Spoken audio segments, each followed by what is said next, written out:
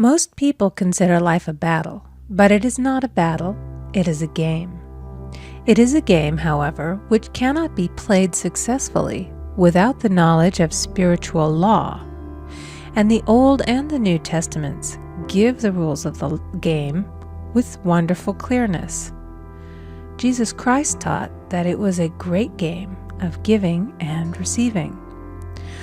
Whatsoever a man soweth, that shall he also reap. This means that whatever man sends out in word or deed will return to him. What he gives, he will receive. If he gives hate, he will receive hate. If he gives love, he will receive love. If he gives criticism, he will receive criticism. If he lies, he will be lied to. If he cheats, he will be cheated. We are taught also that the imaging faculty plays a leading part in the game of life.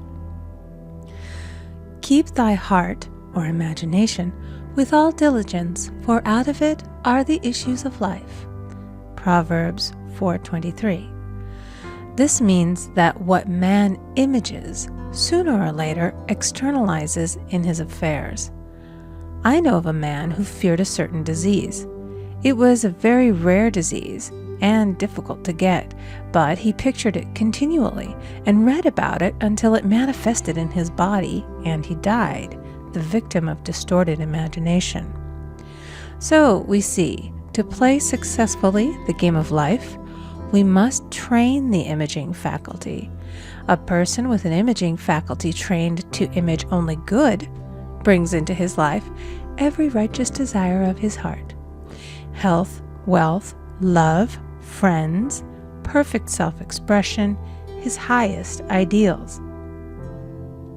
The imagination has been called the scissors of the mind, and it is ever cutting day by day the pictures man sees there, and sooner or later he meets his own creations in his outer world. To train the imagination successfully, man must understand the workings of his mind. The Greeks said, "Know thyself." There are three departments of the mind: the subconscious, conscious, and superconscious. The subconscious is simply power without direction. It is like steam or electricity, and it does what it is directed to. It has no power of induction. Whatever man feels deeply or images clearly is impressed upon the subconscious mind and carried out in minutest detail. For example, a woman I know, when a child, always made believe she was a widow. She dressed up in black clothes and wore a long black veil, and people thought she was very clever and amusing. She grew up and married a man with whom she was deeply in love. In a short time he died, and she wore black and a sweeping veil for many years. The picture of herself as a widow was so impressed upon the subconscious mind, and in due time worked itself out regardless of the havoc created. The conscious mind has been called mortal or carnal mind. It is the human mind and sees life as it appears to be. It sees death, disaster, sickness, poverty, and limitation of every kind, and it impresses the subconscious. The superconscious mind is the God mind within each man and is the realm of perfect ideas. In it is the perfect pattern spoken of by Plato, the divine design, for there is a divine design for each person. There is a place that you are to fill and no one else can fill, something you are to do which no one else can do. There is a perfect picture of this in the superconscious mind. It usually flashes across the conscious as an unattainable ideal, something too good to be true. In reality, it is man's true destiny or destination flashed to him from the infinite intelligence which is within himself. Many people, however, are in ignorance of their true destinies and are striving for things and situations which do not belong to them and would only bring failure and dissatisfaction if attained. For example, a woman came to me and asked me to speak the word that she would marry a certain man with whom she was very much in love. She called him A.B. I replied that this would be a violation of spiritual law, but that I would speak the word for the right man, the divine selection, the man who belonged to her by divine right. I added, if A.B. is the right man, you can't lose him, and if he isn't, you will receive his equivalent. She saw A.B. frequently, but no headway was made in their friendship. One evening she called and said, "Do you know, for the last week, A.B. hasn't seemed so wonderful to me." I replied, "Maybe he is not the divine selection. Another man may be the right one." Soon after that, she met another man who fell in love with her at once and who said she was his ideal. In fact, he said all the things that she had always wished A.B. would say to her. She remarked, it was quite uncanny. She soon returned to his love and lost all interest in A.B. This shows the law of substitution. A right idea was substituted for a wrong one. Therefore, there was no loss or sacrifice involved. Jesus Christ said, "Seek ye first the kingdom of God and his righteousness, and all these things shall be added unto you." And he said the kingdom was within man. The kingdom is the realm of right ideas, or the divine pattern. Jesus Christ taught that man's words played a leading part in the game of life. By your words ye are justified, and by your words ye are condemned. Many people have brought disaster into their lives through idle words. For example, a woman once asked me why her life was now one of poverty, of limitation. Formerly she had a home, was surrounded by beautiful things, and had plenty of money. We found she had often tired of the management of her home and had said repeatedly, "I'm sick and tired of things. I wish I lived in a trunk." And she added, "Today I am living in that trunk." She had spoken herself into a trunk. The subconscious mind has no sense of humor, and people often joke themselves into unhappy experiences.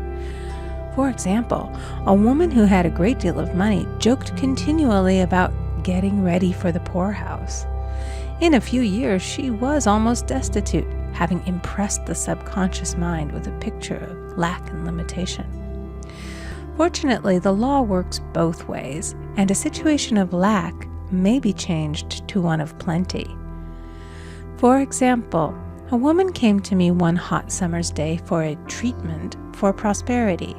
She was worn out, dejected, and discouraged. She said she possessed just $8 in the world.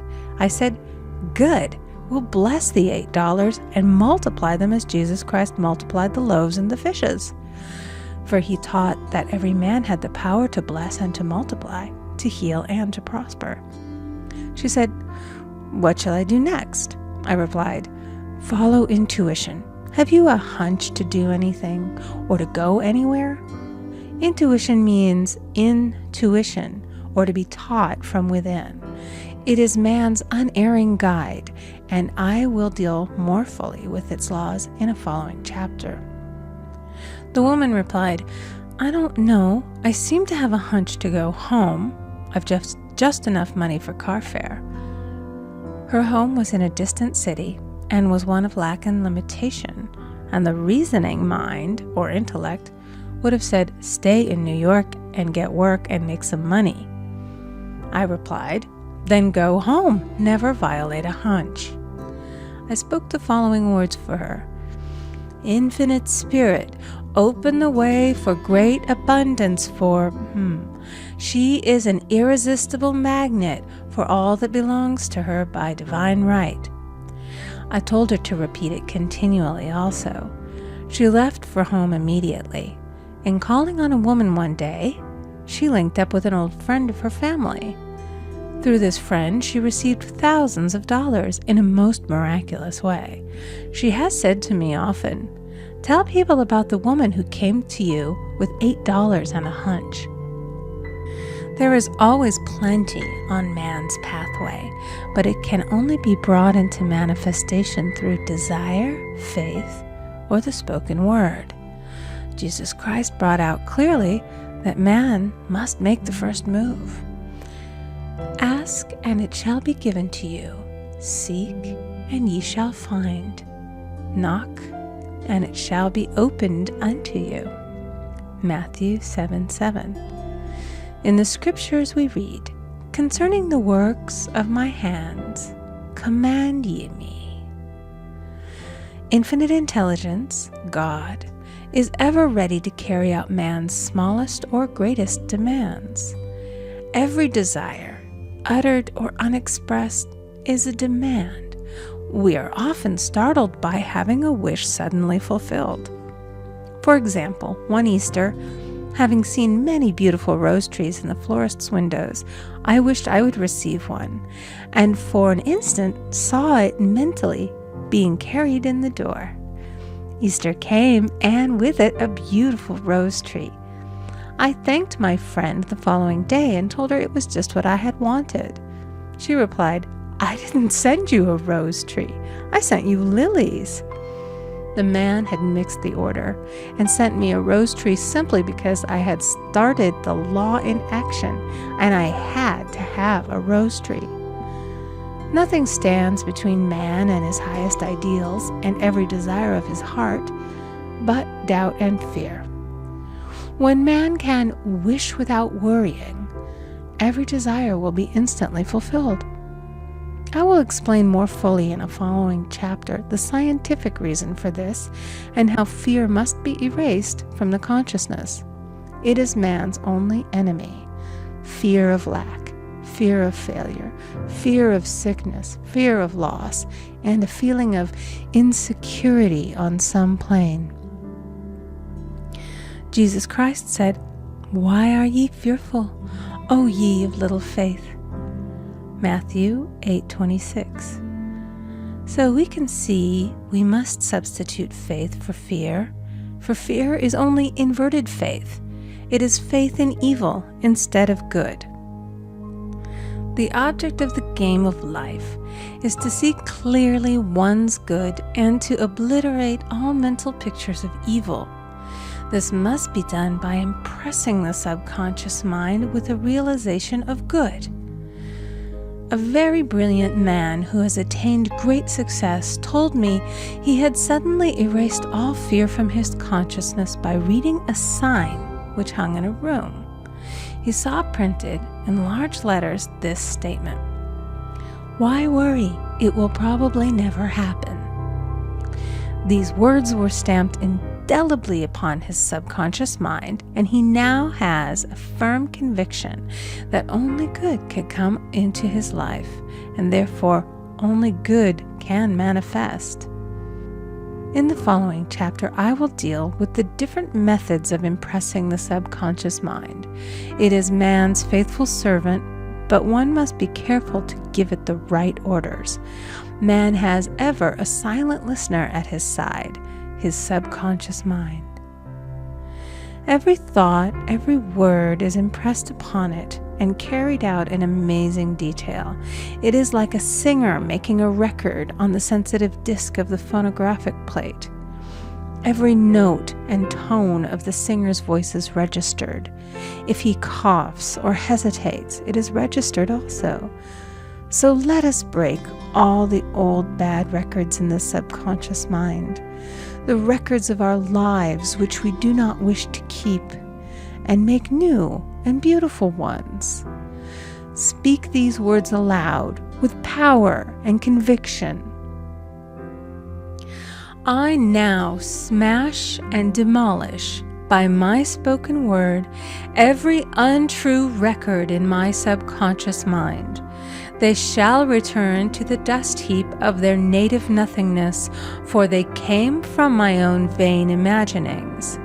I now make my perfect records through the Christ within, the records of health, wealth, love, and perfect self-expression.